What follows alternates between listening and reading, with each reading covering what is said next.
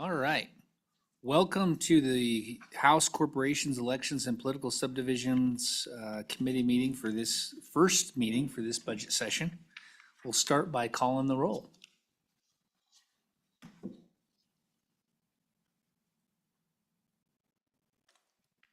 Hey, Representative Chadwick? Here. Representative Haroldson? Here.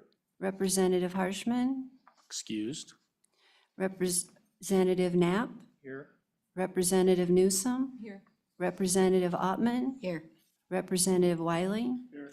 Representative Yin? Here. Chairman Olson? Here. 8 present, 1 excused. Okay. Got a little, some opening remarks that I'm going to dispense with now that will serve us through the remainder of the session. As we begin the meeting, I want to call your attention to the committee rules of decorum, particularly Representative Yin. Copies of the decorum rules are located with the hard copies of the agenda, and they are available for view on the legislative website on the page for this meeting. We note these rules at the beginning of each meeting simply as a reminder that we expect everyone in attendance to be treated in a courteous and respectful manner. Our meetings are open to discussion of all viewpoints, and the rules of decorum are in place to ensure that everyone can express their opinions free from abusive or distracting behavior. I would invite you to take just a moment to read through all the listed decorum rules, but I will highlight a few of them now. Although it may seem an awkward formality, speakers will address their comments and questions to the chairman, that's me, not to individual committee members or to others in attendance. This helps us avoid personalities and comments of a personal nature. Comments will be directed to the issue under discussion by the committee. Distracting comments or unrelated side issues are out of order. Speakers will avoid personal criticism, ridicule, or name-calling directed at anyone else in attendance at the meeting. This includes comments of a personal nature directed at other speakers, audience members, or members of the committee. For audience members, we expect you will refrain from any behavior that disrupts the orderly conduct of the meeting. Specifically, the rules prohibit speaking out when another person is talking, carrying on loud and distracting side conversations, and shouting, clapping, or booing in response to a speaker's comments. Our general guideline is simply that everyone conducts themselves in a civil and respectful manner at all times during the meeting. All right, now that we've dispensed with that, let's get down to business. You should have in your folder House Bill 42, Prohibition on Private Funds for Conducting Elections.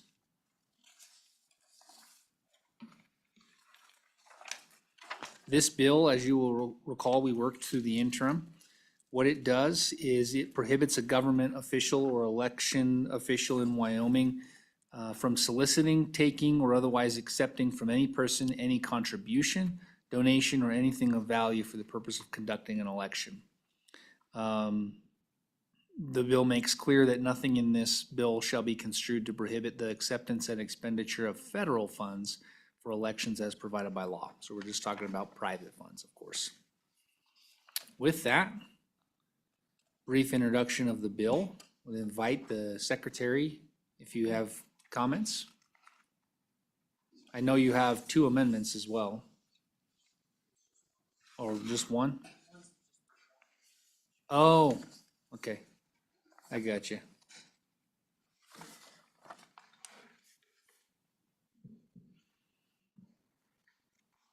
Well, thank you, Mr. Chairman. For the record, my name is Chuck Gray. I'm joined by Joe Rubino to my left, our policy director and counsel. I wanted to take a few moments and thank you for your work this interim on House Bill 42, which is something we asked the committee to draft there in your May meeting in Lander. And this bill bans private funding of election administration in Wyoming. I'm in complete and total support of this bill. As I said during the interim, I wanted to share a few thoughts of the growing concerns I've seen around the country as expressed to me by individuals and other secretaries of state concerning the growing need to prevent private funding of election administration. In recent years, there has been an increasing and nationwide concern when it comes to private groups funding election administration. This began with private groups funneling over $400 million to election offices in 47 states, citing COVID-19. However, many of these grants went towards massive electioneering efforts, which had nothing to do with COVID-19 in the 2020 election. Many grants contain the divulgence of election operations, and large discrepancies remain with where funds actually went. In an article by Time magazine titled "The Secret History of the Shadow Campaign That Saved the 2020 Election," author Molly Ball bragged that the election was won by a, quote, well-funded cabal of powerful people, end quote, who worked together, quote, behind the scenes to influence perceptions, change rules and laws, steer media coverage, and control the flow of information, unquote. Those are her words, not mine. This continued in the 2022 election, with many more millions being funneled to election offices to fund election administration, making many grants contingent on quote-unquote best practices and improvement plans to change election administration. These funding models are becoming quite complex and have targeted states like Utah. The source of funding for these new efforts range and include potentially foreign actors, who as foreign nationals are otherwise prohibited from donating to elections by creating a conduit whereby the organizations they control pump hundreds of millions of dollars to advance a partisan agenda and fund these groups seeking to influence election administration. In response, 27 states have banned or restricted private funding of elections, and many have repudiated private funding, the most recent being Louisiana and North Carolina, which happened since our last meeting. Given the complex nature and risk of partisan influence associated with accepting money from private organizations, this summer I penned a letter to Wyoming's 23 county clerks warning them of the ever-evolving tactics used by partisan private organizations to fund election administration. I also noted my concern for the potential of foreign actors to use these entities to influence elections. Together, we should be ever vigilant and aware of these tactics and try and prevent these efforts from coming into Wyoming. My hope is that Wyoming can join the 27 other states that have passed bans on private funding of election administration. Now on to the amendment. I will note that during the Joint Corporations Committee in Douglas in August, Mr. Chairman, is it okay if I talk about the amendment for a moment? Please, go ahead. Thank you. Mr. Chairman, I will note that during the Joint Corporations Committee in Douglas in August, Senator Barlow noted that the bill draft, as it then read, only created a prohibition, a ban on the solicitation or acceptance of private funds, but no real means by which to ban the offering to give or giving of private funds by these private actors. As our office said in August, we came back and evaluated the bill with this concern in mind. Senator Barlow was correct, and we've since drafted an amendment for the committee's consideration, which essentially inserts language banning private parties from offering or providing contributions, donations, or anything of value for purposes of conducting an election. Especially with what we've seen across the country, this amendment will help curb private entities from inserting themselves in the first instance by giving the statute more teeth to prevent that. So you'll see there tracked in, no person shall offer to give or give. It's a pretty simple amendment. I think in terms of, from a policy standpoint, I think it makes sense to also ban the offering to give or giving in addition to the receipt, as Senator Barlow also noted in the meeting in August. Especially with what we've seen across the country, this amendment will help curb private entities from inserting themselves in the first instance by giving the statute more teeth. I said that already. I stand in total support of Wyoming banning the private funding of election administration. Thanks for taking the time to work on this request this summer, and thank you for letting me speak on it today. Committee? Representative Yin? Mr. Chairman, thank you. Mr. Secretary, the only question I have is, you quoted 47 states accepted private funds. Was Wyoming one of those states? Mr. Secretary? Thank you, Mr. Chairman. Not to our knowledge, but we want to continue to be vigilant and get ahead of this. It's very important we do that. I will note a section of our note to the county clerks about individuals that have been very active in the space, an individual who actually lives in the state of Wyoming that appears to be very active in the space, actually lives in your county. So, thank you. Representative Yin, you good? Mr. Secretary, this bill itself doesn't have a penalty for violation. I'm assuming I believe there's just a general provision in the election code that says that if you violate the election code, this is the penalty. Remind me, what is the penalty? Thank you, Mr. Chairman. I turn that into our council on that catch-all that it fits into. Mr. Rubino? Thank you, Mr. Chairman. So, Wyoming statute 2226-121, subsection A says, except as otherwise provided in this section, let's see. Sorry, 2226-120, quote, if the election code does not impose a specific penalty for the willful violation of a provision prohibiting a specific act or requiring the discharge of a specific duty, whoever knowingly commits a violation or fails to discharge the duty is guilty of a misdemeanor punishable by the penalty prescribed in 2226-112. Wyoming statute 2226-112 specifies in subsection A that unless a different penalty is specified, if knowingly and willfully committed, a violation is a misdemeanor offense punishable by not more than 6 months in a county jail or a fine of not more than $1,000 or both. Mr. Rubino, you can tell you don't get paid by the minute because you read that way too fast. No longer in private practice, yeah. Yeah, you gave that up.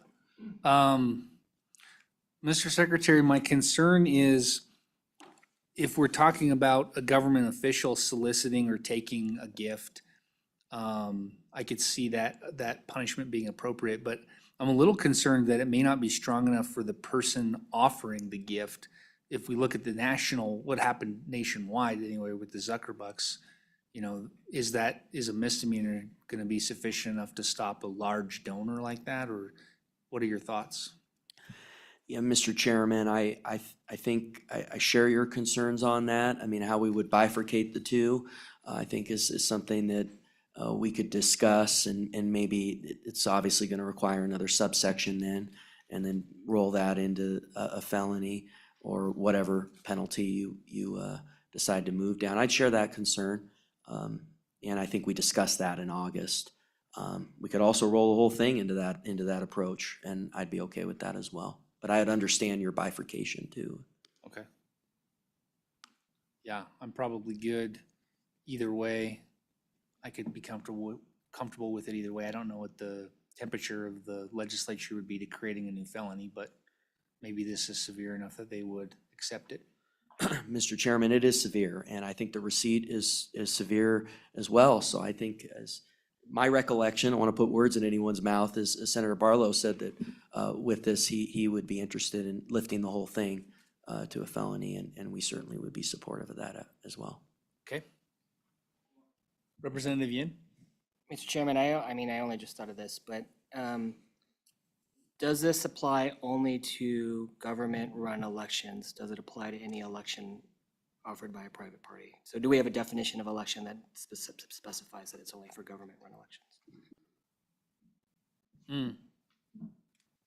That's, I mean, a good example is, individual party elections or caucuses, but, they're board elections in any company. I just wanted to dot all our i's.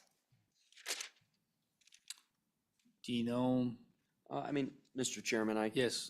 just looking at the definitions here in the code, election when used without qualifying adjectives means all elections participated in by the voters of a city, town, county, district, or the state.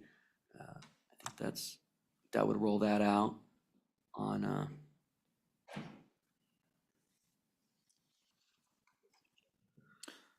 Representative Newsom?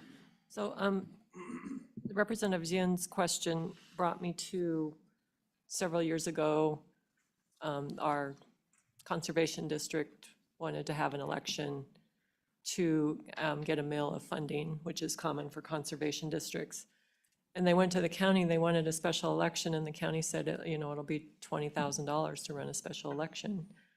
And then the conservation district, although they declined that and were in the regular election, they said they would raise the money and pay for the election. So I wonder if this precludes them from doing that. An organization who wants a special election and it's expensive and the county's not willing to pay for it, would it be okay for that organization, that is a government organization, to raise outside money to pay for a special election? Mr. Secretary?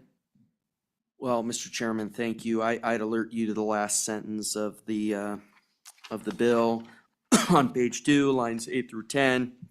which creates this rule exemption, the ability for our office to issue exemptions. That was an amendment brought by, I believe, Senator Scott in committee.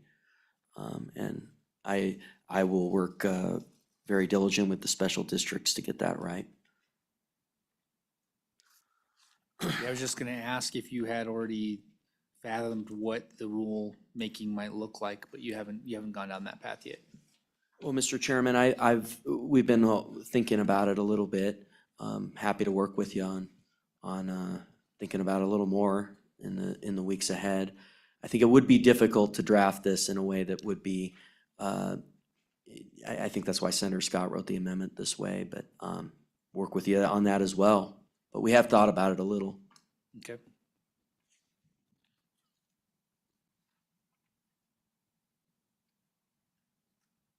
Any other questions, committee? All right. Thank you, Mr. Secretary. And Mr. Rubino, thank you as well. How about our clerks? Oh, we have an hour. Yeah. Come on up.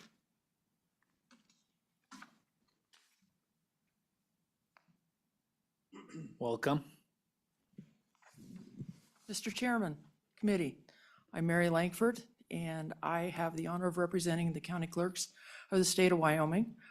We have been involved in the interim with this piece of legislation. We really have no comments, and we concur. Listening to the amendment, have no problem with the amendment either, and I'm happy to stand for any questions. We asked the Secretary of State this question, so I'll ask the clerks as well. Are you aware of any instances in Wyoming where there has been a solicitation or a gift of private funds to conduct an election? Mr. Chairman, we are not. We have no evidence of that. Okay.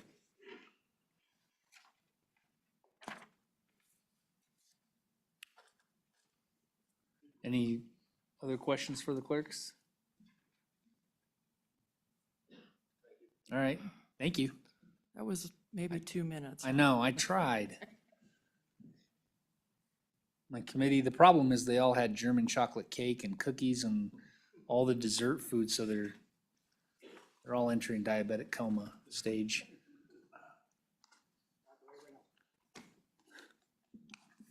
Any other public comment on this bill? Checking in just again in the virtual world. Is there anyone in the virtual world? No? Okay. All right, with that, I will close public comment on House Bill 42.